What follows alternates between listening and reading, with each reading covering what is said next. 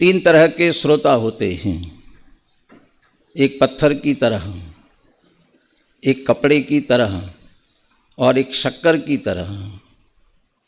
पत्थर की तरह का मतलब क्या?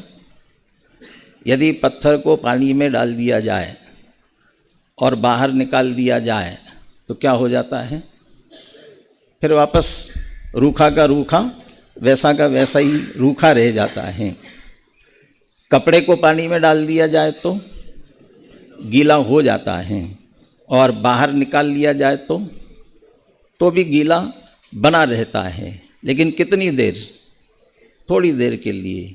और शक्कर को पानी में डाल दिया जाए तो फिर शक्कर पानी में घुल मिल जाता है, एक मेघ हो जाता है। हमने भी शिविर में अनेक विषय सुने, पत्थर बनकर सुने, कपड़ा बनकर के सुने या शक्कर बनकर के सुना। कैसे हमने सुना है ये हमें अपने आप में विचार करना है।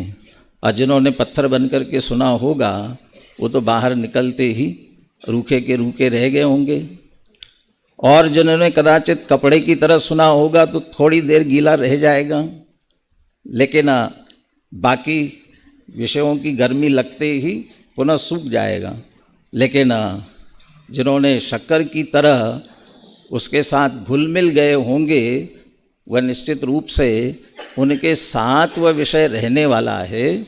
शक्कर घुलने पर जिस तरह से वो पानी मीठा हो जाता है, ऐसा ही जो ज्ञान, तत्व ज्ञान हमने प्राप्त किया है उससे हमारा जीवन सुखमय और आनंदमय निश्चित रूप से होना चाहिए।